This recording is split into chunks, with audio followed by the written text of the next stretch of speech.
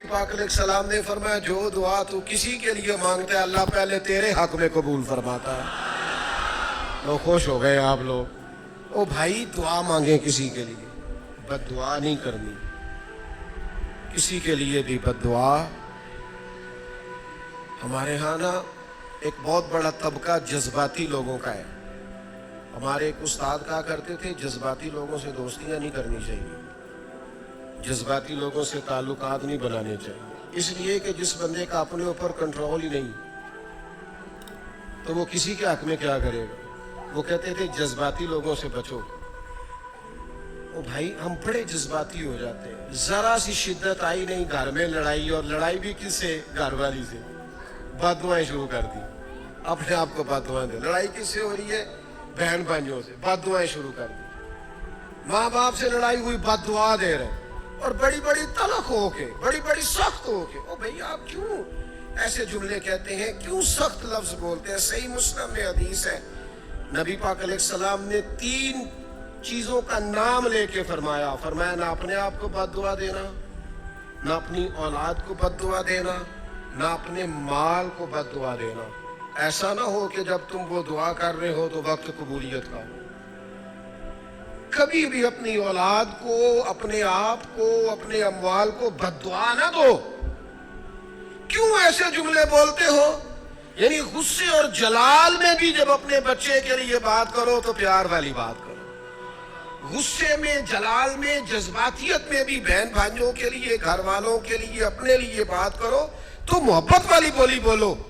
कभी भी अपने लफ्जों को सख्त न करे। हमारे यहाँ 1 मिनट लगता है, लोग कहते हैं अल्लाह करे मैं मर जाऊं, अल्लाह करे मैं तबाह हो जाऊं, अल्लाह करे मैं। ओ भाई तू ठहर जा, अल्लाह ताला ने जिंदगी तुझे अपने फजल से अता फरमाई है। तुझे क्या मुसीबत बन गई है, तू कहां से निकला है, तू कहां पहुंच गया है। तू कैसे कहता है मैं मर जाऊं, तू अपनी जान का मालिक ही नहीं।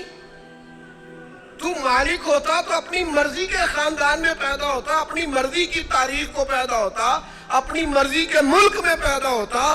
तू अपनी जान का मालिक ही नहीं। मालिक तो वो है जिसने अपनी मर्जी की जगह पे पैदा किया है, अपनी मर्जी का वक्त दिया है। तू कैसे कहता है मैं मर जाऊं। नहीं, तू मर सकता, अपनी मर्जी से मरेगा तो खुदकुशी हराम है, रब रसूल के रास्ते में मरेगा तो शहादत की मौत नसीब होगी, हमेशा की जिंदगी मिलेगी। वला तक़ूलू लिमन युक़तलू फ़ी सबीलिल्लाहि अमवात। लिहाजा जज्बातियों की बद्दुआएं करना और सख्त बद्दुआएं करना। मेरे अब्बा जी भैंस को बद्दुआ देने से भी मना करते थे। और मैं कभी कभी हैरान, जब हमने ये हदीसें पढ़ी ना बाद में, मैं कहना सा यार ये अनपढ़ बंदे ने की तो सबक लिया। जानवर को, भैंस को, वो किसी वक्त वो तंग आते ना तो कोई सख्त लफ्ज कहता तो कहते ना भाई माल नू बद्दुआ नहीं देगी। तो उस वक्त तो मतलब समझ नहीं थी कि यार ये मतलब माल नू बद्दुआ नहीं देगी, एडी कड़ी मेरा मतलब है मुश्किल है बंदा माजी नू भी मंदा ना आखे। लेकिन वो जब रिवायात पढ़ी बाद में तो समझ आई कि कुछ उलूम किताबों में है, और चूंकि मुसलमान सीना बसीना आ रहे हैं तो कुछ तरबियतें ऐसी हैं जो लफ्जों में तो नहीं, लेकिन बड़े बूढ़ों ने जो सुना सीखा है वो अपने पल्ले से बांधा हुआ है। उन्होंने अपनी गिरा से अच्छी तरीके से करके बांधा है। पर दुआ नहीं, आप दुआ करें, आप अच्छे लफ्जों में। और कोई बंदा मिल जाए ना, मैं वैसे मैंने कई दफा कहा है, फिर कहता हूँ, आजकल ना को मेरे जैसे बंदे को चलो ऊंची कुर्सी पे बैठता है, नमाज पढ़ाता है, पगड़ी बांधता है, तो को बंदा नेक समझ भी ले तो दुआ नहीं कराता, फोटो ही लेता है। पहले लोग दूर से आते थे तो आके कहते थे दुआ कराने आए। अब वो कहते हैं बड़ी दूर से चल के आया हूँ जी, बड़ी मेहरबानी। तो कहते एक फोटो मिल जाएगी। अल्लाह के बंदे, हम दुआ दे रहे हैं तो फोटो ले रहा है। फिर एक और गल आजकल बड़ी आम है, वो कहते जी जरा यादगिरी रही है। तो मैं क्या गौस पाक जी थे कोई फोटो नहीं, सानू तो हर वेले याद रहिंदे ने, कोई फोटो नहीं, हमें तो कभी नहीं भूले। ख्वाजा अजमेर की कोई फोटो नहीं, हमारी नस नस में आबाद है।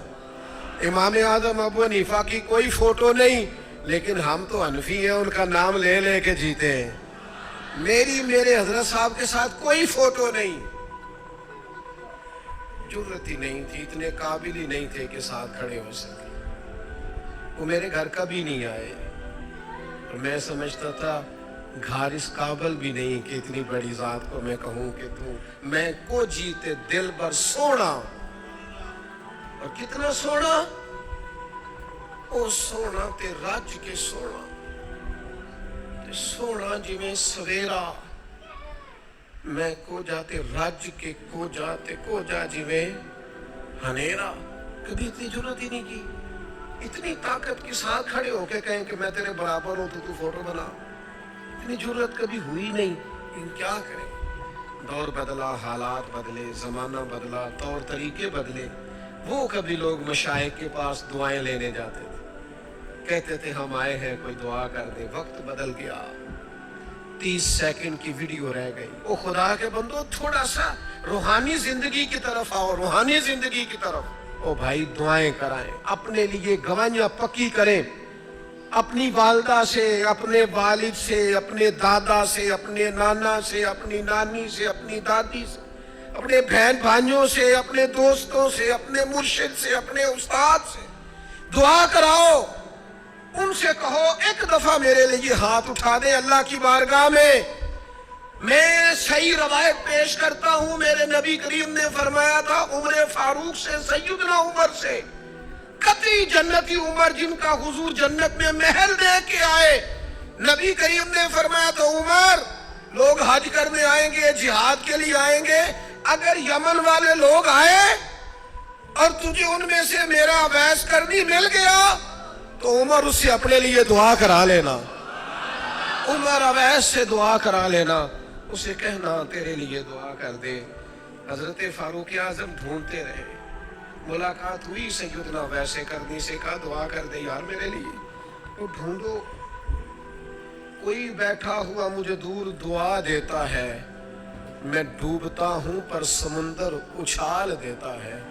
او بھائی اپنے حق میں دعائیں، التجائیں اللہ کے حضور۔ کچھ لوگوں کی عرض، میں آپ سے عرض کروں،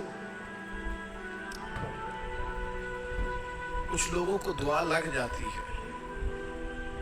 آپ کو جو آدمی بڑا چمکتا دمکتا اجلا نظر آئے نا، اس کا کبھی ماضی ٹٹولو گے نا تو کبھی کوئی اس کے گھر سے روٹی کھا گیا تو فقیر اور اس نے ذوق سے کھلائی تھی، کبھی پیچھے سے ٹٹولو گے تو کوئی روٹی کھا کے دعا کر گیا تھا، کوئی چند گھڑیاں دروازے پہ رہا تھا، اس نے نیکی کی تھی دعا کر گیا تھا۔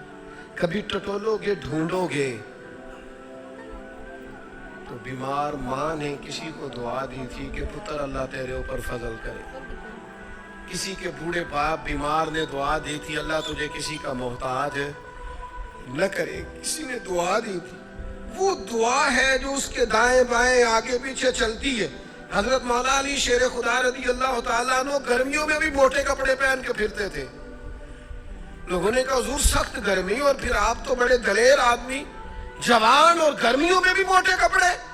فرمانے لگے نبی کریم نے دعا دی تھی کہ اللہ علی کو موسم کی شدت سے بچا کے رکھنا، موسم کوئی بھی ہو علی پہ اثر ہی نہیں کرتا، شیر خدا پہ اثر ہی نہیں ہوتا، موٹے پہن لوں پتلے پہن لوں، اللہ میرے جسم کو موسم کی شدت سے محفوظ رکھتا ہے۔ اپنے لیے دعائیں سمیٹ چکروں میں نہ پڑھیں، وہ جی صاحب کی اللہ سنتا ہے، کس نے کہا نہیں سنتا؟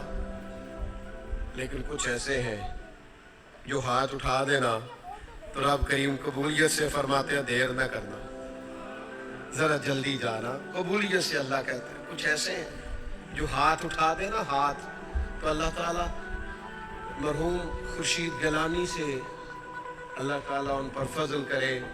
کچھ تھوڑا ربط رہا، انہوں نے نا ایک جملہ اپنی والدہ کے لیے کہا تھا، کہنے لگے میری اماں ان پڑھ تھی، اپلے تھاپتی تھی اور ان کا آنچل دوپٹہ بھی کئی دفعہ میلا رہتا تھا، پر مرحوم گیلانی صاحب کہتے ہیں میری ماں کبھی میلا دوپٹہ بھی سامنے کر کے اللہ سے میرے لیے رحمت مانگتی تھی تو مجھے لگتا تھا مالک نے فضل فرما دیا۔